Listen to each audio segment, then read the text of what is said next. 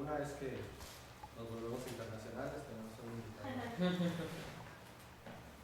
de la Universidad de La Habana, que la verdad yo nunca he sentido a Cuba como un país diferente, ¿no? Como la continuación de Veracruz para mí. Y la otra novedad pues es que vamos a empezar a tomar película de estas sesiones, de tal manera que las tengamos accesibles y disponibles para el futuro. Y además, como que les había comentado, ¿no?, de que hay un grupo de una licenciatura en la Universidad de Guatemala que le interesan nuestras reuniones de este tipo, y pues yo creo que vamos a poder compartir con ellos estas presentaciones. Así que, bueno, iniciamos. Nuestro invitado de hoy es el doctor Leonildo Diago, como les dije, de la Universidad de La Habana. Nos va a hablar de su tema de especialidad. Él es teórico en principio y no sé qué tanto experimento hayas hecho, pero tú les platicarás. Pero en principio aquí lo que vamos a ver es trabajo teórico y bueno, habrá quien le interese este tipo de cosas y esto es para motivarlo, ¿no?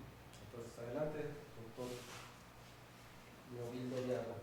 Muchas gracias a todos y de todo agradezco la invitación de Jesús, anfitrión, por un lado, y bueno, por otro a las autoridades del CENIC que han hecho posible mi visita, no solo en esta ocasión, sino en otras ocasiones aquí al centro.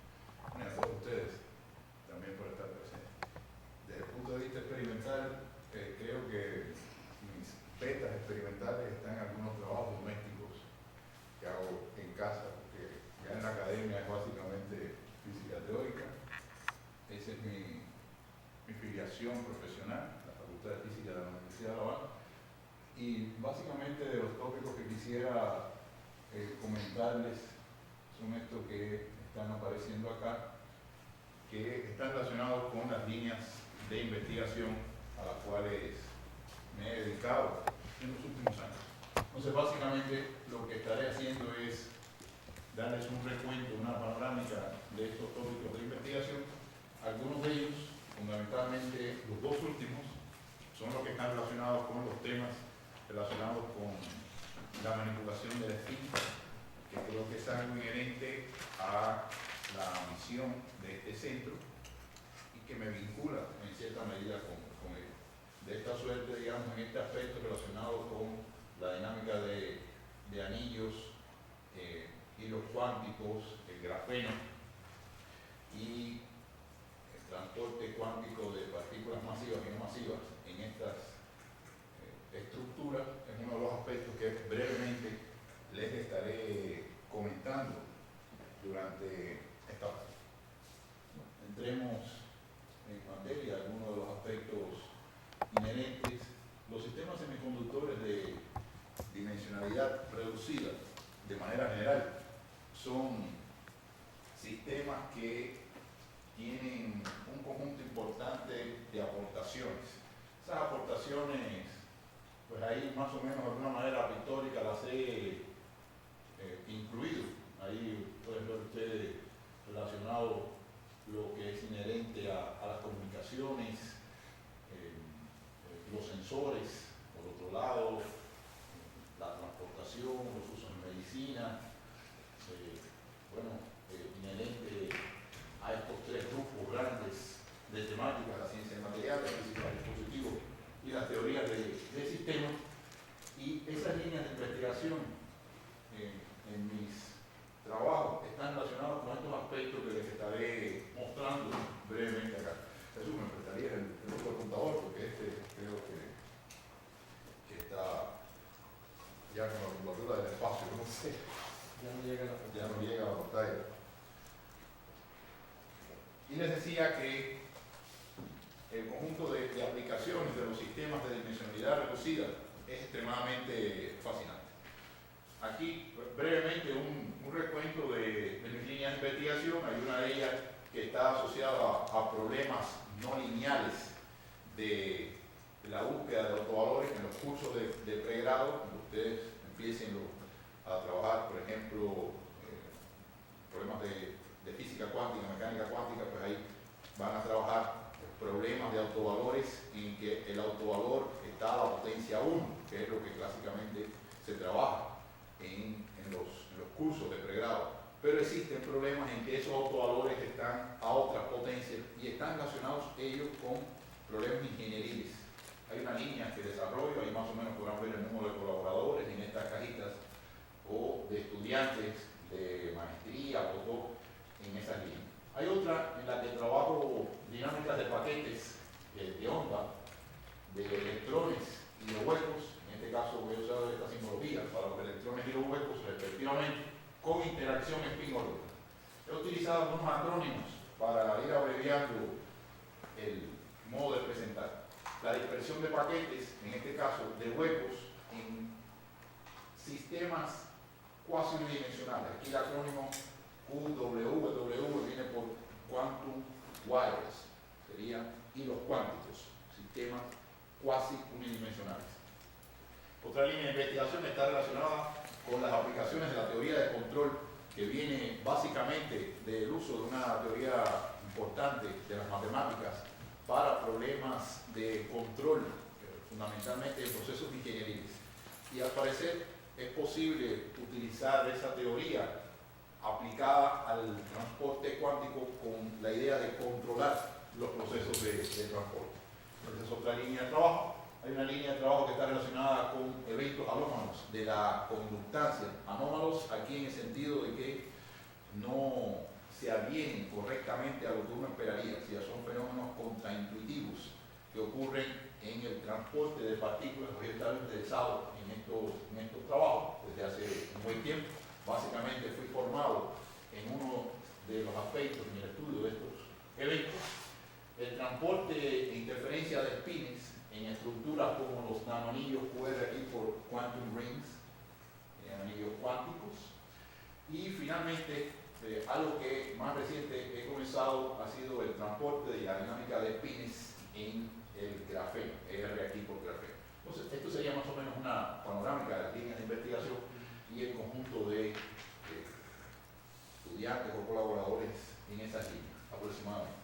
Aquí les presentaría ahora una secuencia de los colaboradores, destacar a Francisco Mireles en este caso, que es mi anfitrión aquí en el CENI, y otros colegas de distintas universidades de México, de Brasil, como ahí podrán ver, los estudiantes de posgrado en este momento, ahora de pregrado ya no tengo, después que se recibieron los últimos, pero tengo estos estudiantes en maestría, no poco, básicamente en la Universidad de La Habana, un grupo de ellos, otros aquí en México, y bueno, un estudiante que está ahora en un curso de diplomado en Italia, en el Centro Internacional de Física Teórica, que es otro de mis estudiantes.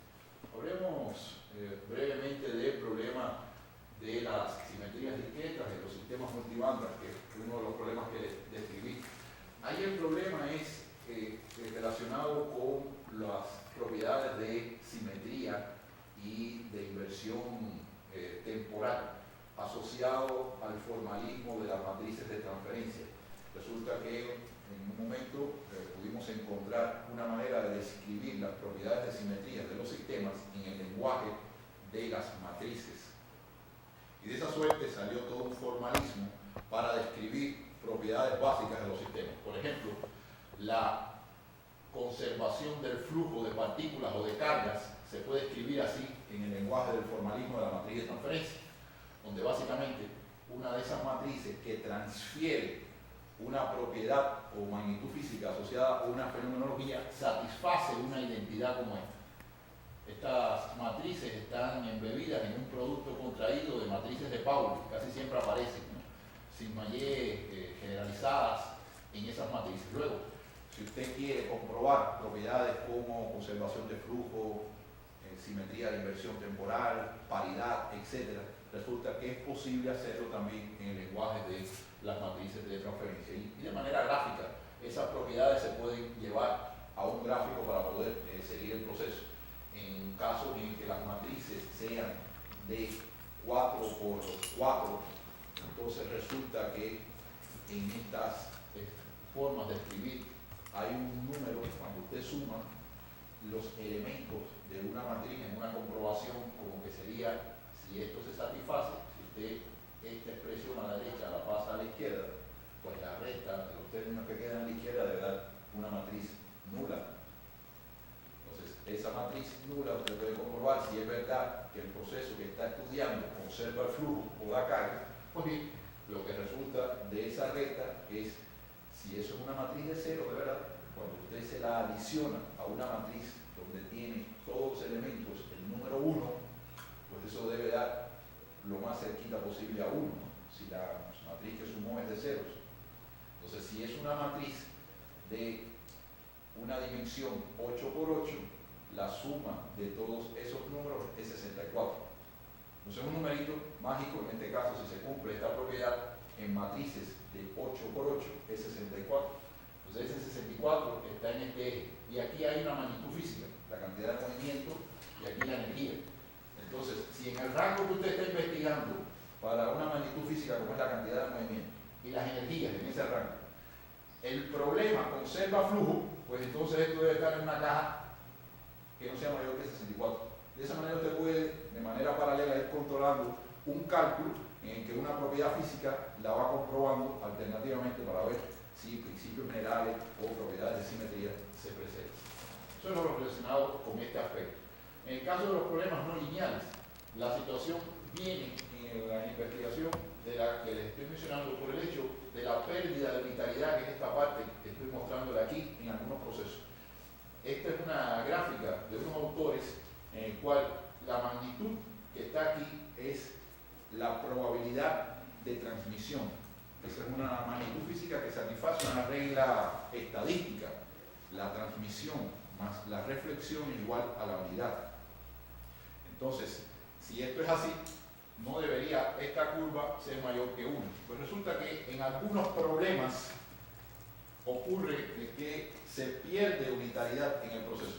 Entonces hemos encontrado algunas maneras de aplicar estos problemas a los problemas de transporte donde se pierde esta propiedad. Por ejemplo, este es un artículo de uno de los investigadores que está a la cabeza en los problemas de espintrónica, Vasilopoulos, donde está hablando de que sus espinores, entiéndase, las funciones de onda, no son ortogonales. Lo que está diciendo ahí, de una manera críptica, es que si calculara una propiedad de este tipo, entonces daría una magnitud mayor que la unidad, por el hecho de la pérdida de ortogonalidad de la base que está utilizando para desarrollar el problema. Entonces, en otras palabras, nosotros hemos aplicado estos formalismos a problemas de este tipo para encontrar formas de resolver el problema. Y una manera de resolverlo es resolver la ecuación no lineal que les mencionaba aquí. Este es el autovalor entre la potencia 2. De él sale una solución donde uno puede recuperar la unitariedad perdida. Entonces, básicamente, ha sido un formalismo en el que trabajamos en esa dirección. La dispersión de paquetes de onda bajo interacción spin-órbita en nanohilos cuánticos es un problema que viene de los dispositivos de Data y DAS. Superior Data y Swahili DAS estaban trabajando en la Universidad de Purdue en 1993-94 aproximadamente y proponen un transistor de efecto de campo, pero con la particularidad de que en lugar de utilizar las propiedades eléctricas utilizaba el spin. Entonces, ese transistor de efecto de campo, que aún no encuentra las realizaciones tecnológicas, ha sido también llevado al estudio en otros sistemas. La esencia de la proposición que ellos hacen es el hecho de que la región donde está la compuerta, a diferencia del transistor de efecto de campo convencional, donde usted el canal entre la fuente y el drenaje, donde inyecta portadores y los recoge, el canal usted coloca un campo eléctrico de una polaridad conveniente y puede sacar o inyectar portadores en el canal y de esa suerte entonces su transistor transmite portadores por el canal como los deja pasar. Lo que propusieron Data y DAS es que en lugar de tener en la fuente y en el colector semiconductores, tenían materiales con propiedades magnéticas, de manera tal que podían inyectar portadores con una orientación preestablecida del spin, y aquí entonces por efecto de campo magnético hacen que este spin precese, y al precesar pueden bajo determinadas condiciones externas controlar cómo es que el spin va a llegar al otro electrodo, y de esa suerte entonces tener efectos en el que aumente la conducción por el sistema o disminuye. En este caso llega la polarización coincidente con esta orientación del spin y pasa. Pero si usted cambia las propiedades del campo eléctrico, pues entonces bajo esas condiciones una partícula incidente precesa por efecto del campo efectivo y llega con polaridad opuesta a la del ferromagnético colector y no pasa. Ese es esencialmente ese dispositivo que ellos proponen, y nosotros hemos estado estudiando la dispersión de paquetes en dispositivos parecidos a esto. Esa dispersión de paquetes nos ha llevado a proponer estructuras de este tipo. La estructura cuasi unidimensional estaría aquí donde estoy ahora apuntando. Usted logra con unas placas metálicas imponer un potencial que haga que un sistema bidimensional, que sería esa capita en rojo, confinarlo a una región que es cuasi unidimensional con cargas eléctricas a partir del campo eléctrico que generan estas placas. Entonces, de esa suerte, si usted impone el potencial correspondiente acá, hace de que las partículas se confinen en esta región, allá abajo, en esa capa en rojo, y se muevan convenientemente en esa dirección. Eso es un canal cuasi unidimensional. Entonces, nosotros modelamos ese tipo de canales y ponemos ahí partículas o paquetes de onda, específicamente de electrones huecos, que es lo que nos está interesando. No les voy a mostrar las curvas, porque entonces tendría que irme allá y ahí perdería un poco de tiempo, pero básicamente a lo que les quiero llevar la atención es que ese tipo de sistemas los hemos estudiado con electrones, y aquí en el caso que les estoy mostrando, básicamente la historia es la manera de aplicar uno de los preceptos que se estudia en los cursos de mecánica cuántica, como es el principio de incertidumbre de Heisenberg, para poder llevar ideas en los procesos donde está involucrado el spin. Aquí tenemos una relación de incertidumbre de tipo energía y tiempo. Básicamente el principio lo que dice es que en los sistemas con heterogeneidad cuántica no se puede medir simultáneamente con precisión infinita un conjunto de partículas que forman pares. Ese conjunto de partículas son la cantidad de movimiento y las coordenadas, referidos a estas sería la cantidad de movimiento en la dirección X, las coordenadas X, etc. El tiempo y la energía. Y ellas deben satisfacer una condición determinada. Pues nosotros aplicamos esto a procesos donde está el spin y logramos encontrar algunas regularidades en los procesos de satisfacción o no de lo que predice la teoría. Teóricamente, esta línea estaría diciendo dónde serían permisibles procesos donde se satisfaga el principio de incertidumbre de Heisenberg, y lo que esté ocurriendo por debajo de esa línea viola el principio de incertidumbre de Heisenberg, y entonces le da a usted una idea igualmente de qué procesos son poco probables que ocurran bajo la luz del cumplimiento de estos preceptos. Por otro lado, en sistemas cuasi unidimensionales hicimos cálculos de los coeficientes de transmisión, que son las curvas que están mostrándose aquí. En el eje vertical están los coeficientes de transmisión, mientras que en el eje horizontal las energías. Aplicados a estos sistemas, pues lo que hicimos fue hacer cálculos de coeficientes de transmisión, que serían las curvas que ustedes están viendo acá, y hicimos una comprobación con un caso analítico ya conocido y reportado en la literatura, que es la línea en amarillo, donde nuestro cálculo anulamos la interacción spin-órbita, y la línea en trazos discontinuos en negro coincide con la línea reportada en amarillo, que es el caso donde la interacción spin-órbita no se presenta. Estos son trabajos hechos por algunos de los estudiantes que les estuve mencionando anteriormente. Ahora, brevemente, sobre el fenómeno de la conductancia gigante que les muestro.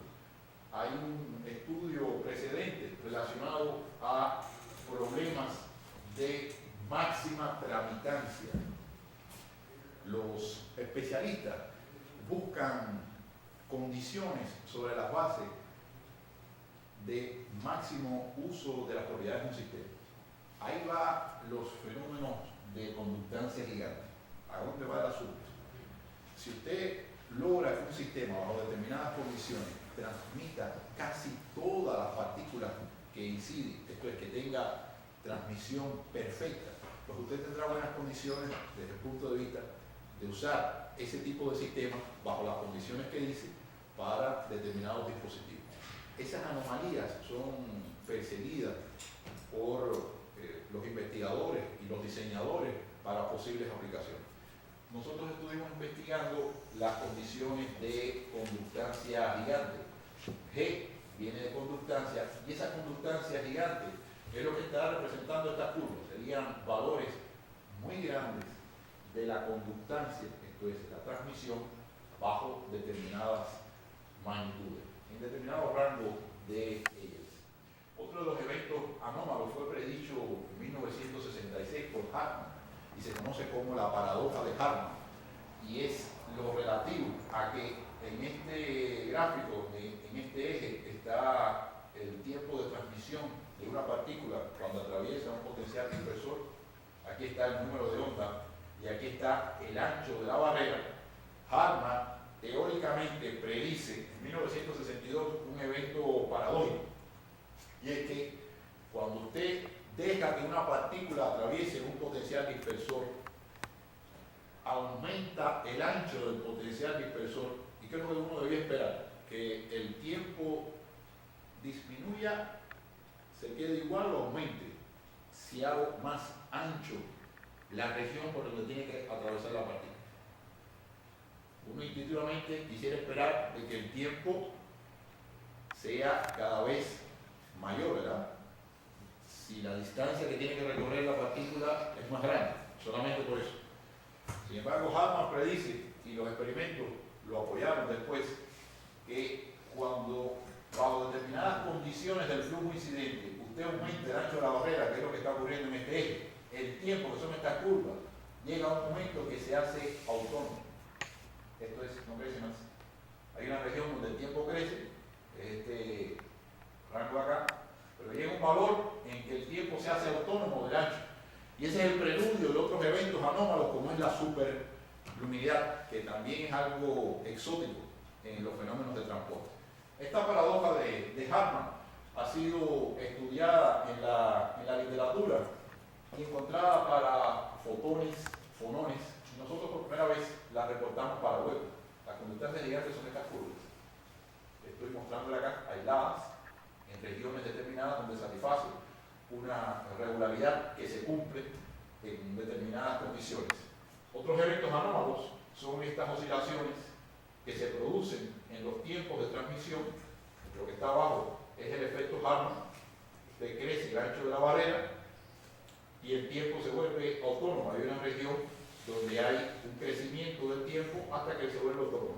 En otro rango de las energías, en lugar de haber este comportamiento de saturación del tiempo de tunelamiento, lo que ocurre son oscilaciones, que es otro evento anómalo. Son conocidas como las oscilaciones de Ramsauer-Taussig y vienen de los orígenes del estudio de la física atómica y nuclear. La aproximación multicomponente dispersiva fue la que permitió dar explicación a estas anomalías, y con ellas hemos seguido haciendo estudios. Hablemos un poquitico de espectrónica en lo que nos resta ahora. Espectrónica se forma de la palabra spin y electrónica. Luego, la electrónica basada en las propiedades de las partículas cuánticas, que los investigadores, en general, la comunidad científica reconoce como spin. La unión de estas dos cosas es este emergente campo al cual están relacionadas fuentes de inversiones en algunas regiones geográficas del mundo, se denomina espectrónica. Aquí hay un conjunto de aplicaciones espectaculares. Bastaría, por ejemplo, mencionar las memorias no volátiles, las MRAM, asociadas a los dispositivos espectrónicos. Las Random Access Memory, las RAM, que fundamentalmente están en los equipos de cómputo, laptops, etc. Cuando usted apaga la máquina, ya ella, su información no la preserva. Usted no vuelve a darle potencia, la información que ahí estaba, usted la pierde. Eso, evidentemente, es un proceso que está previsto en el diseño circuitario. Pero en las mRNA, o sea, en las que no son volátiles y están basadas en dispositivos espintrónicos, que son las magnéticas, independientemente de que esté o no encendido el equipo, ellos van a preservar la información. Por tanto, el consumo de energía, a la hora de que ustedes despierten la máquina y poder tener su configuración de trabajo, ¿qué creen ustedes? ¿Aumente, se queda igual o disminuye? Disminuye. Porque la información no la va a perder cuando usted desconecta la máquina, dentro de otras facilidades que tiene. Solamente por mencionar este aspecto. Y el asunto está ligado a lo siguiente. Miren, el funcionamiento de los semiconductores actuales básicamente está relacionado con la propiedad de las partículas de tener carga eléctrica.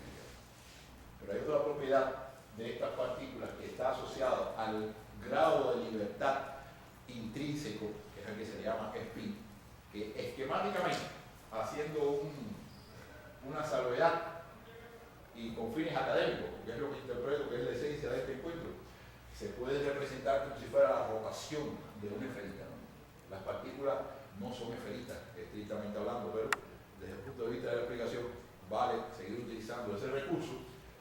Puede decirse de que esa rotación, con el grado de condescendencia que yo les pido a ustedes para poder avanzar en la explicación de lo que les quiero mencionar, está teniendo asociado el campo magnético, que son estas líneas. Igual que sería una barra de un material ferromagnético, de la triada ferromagnético de hierro, de níquel, cuarzo, un imán permanente.